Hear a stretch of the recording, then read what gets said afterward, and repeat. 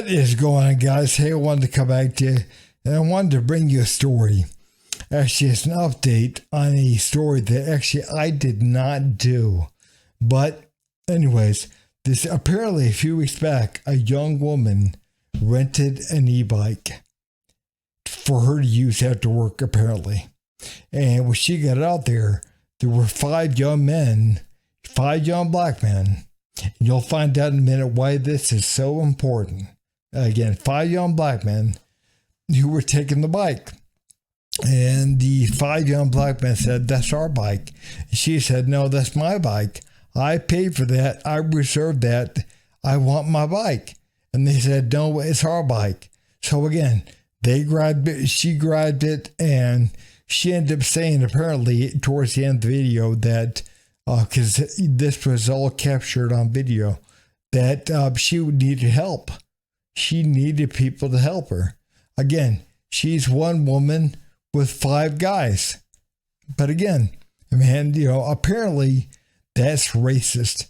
According to Dr. Rashad from the Young Turks Network, that is racist. You can't do that.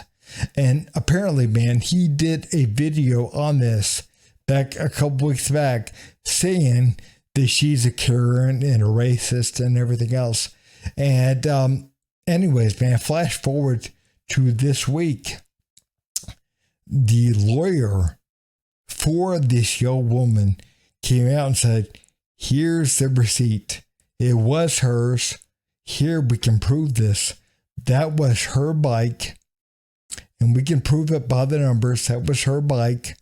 And they were trying to take something that was not theirs. And we're going after all the media companies that defamed her by calling her a racist and everything else. We're going after them."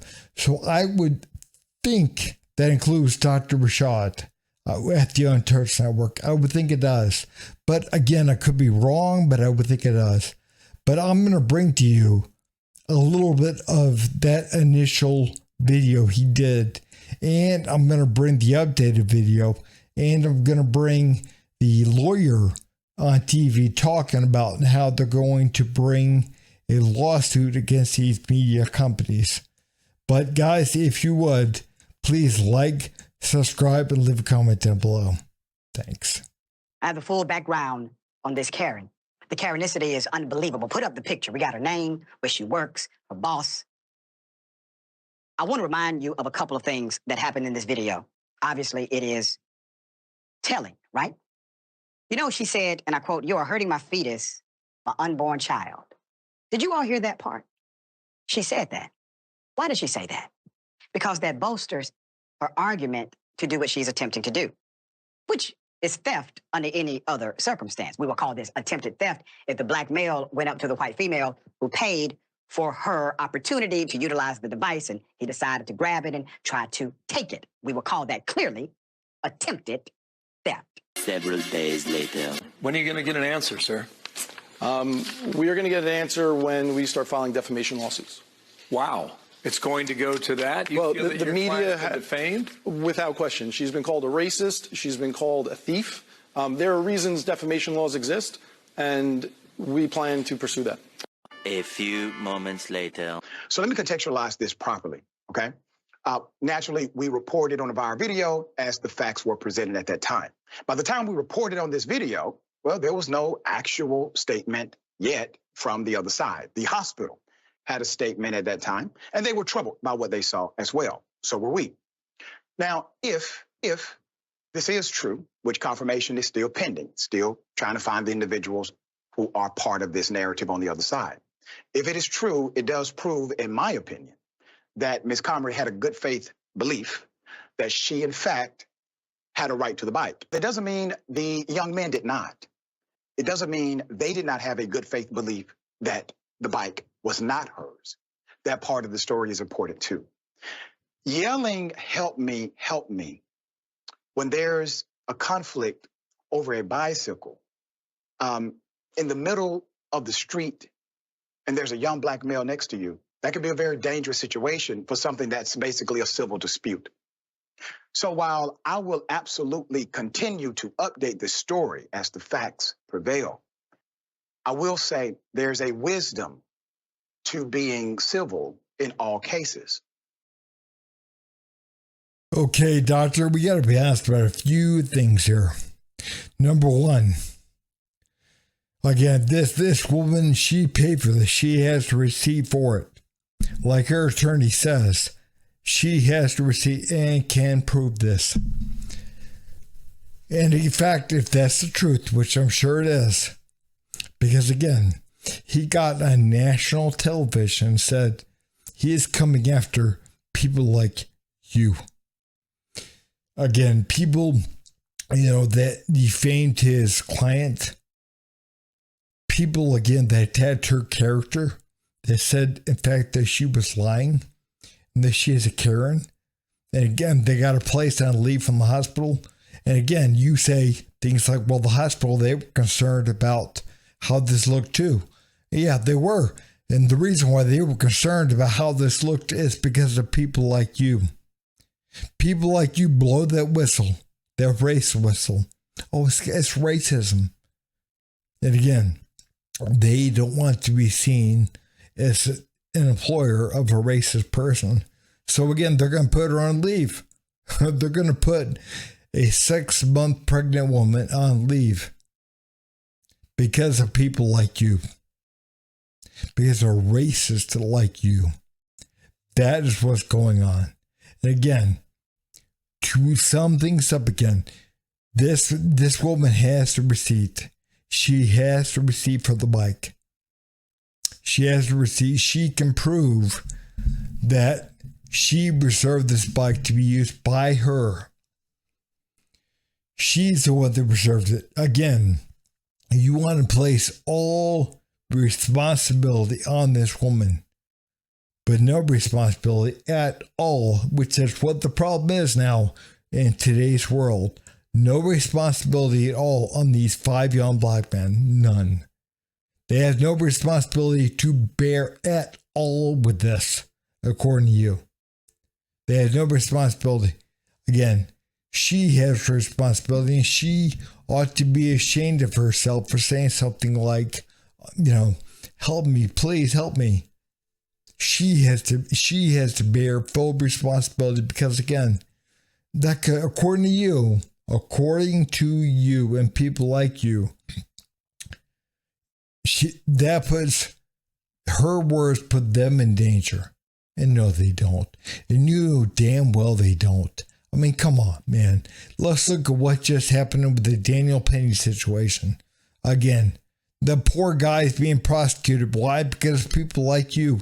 Because again, they can't stand up for themselves or anybody else. It doesn't matter if somebody's threatening their lives. They can't stand up. Why?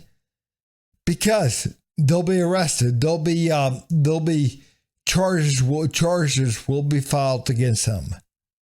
So again, they can't stand up. They can't say anything. And we see that over and over and over and over again. And video after video after video.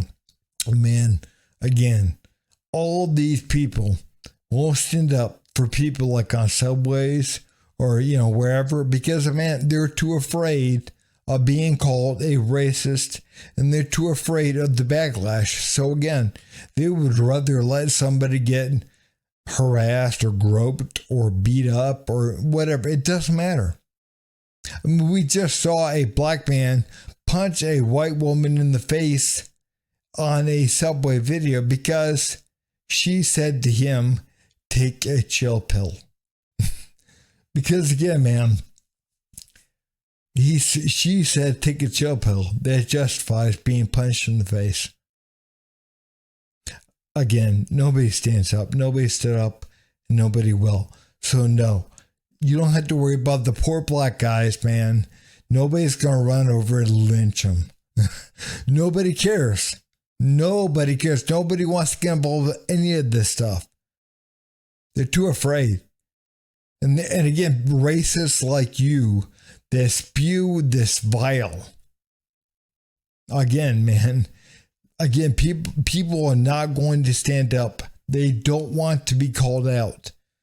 They don't want to be called out the worst word they can ever be called. which apparently nowadays is racist. So again, we have to be honest, truly honest. Those black men were never in jeopardy because she was saying help me. Never at all. But again, you have to put that racial element onto this. Again, what if she were black and the guys were black? Nobody would have cared. Nobody. As a matter of fact, man, what if the guys were white and the woman was black? Again, you would have been up there saying the exact opposite. That she has every right to say, no, wait a minute, that is my bike. That's mine. I reserved this. That is mine. You would say she has every right to say that. She has every right to call for help. Every right. But with her being white and them being black, no, I don't think so now. Yeah. You know damn well there's a double standard. And again, it's not about white supremacy. White supremacy. It's about black supremacy. Again, man, you can say whatever you want to say. And if someone dares to disagree with you, they're siding with the white supremacy. And the fact of the matter is, no, not at all. But again, that's a good thing to use because people now, they're afraid of that. They're afraid of that label. And again, they'll kind of kowtow to it. So again, people like you, they understand how to play things. They get it.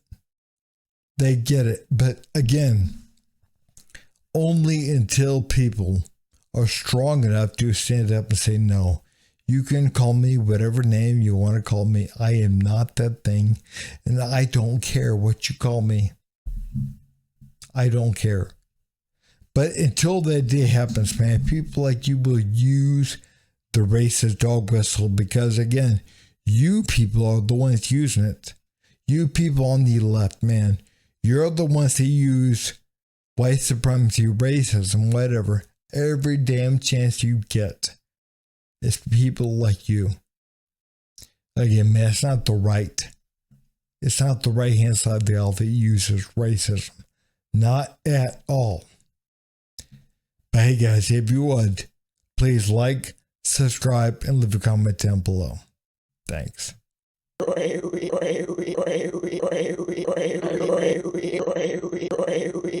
You son of a.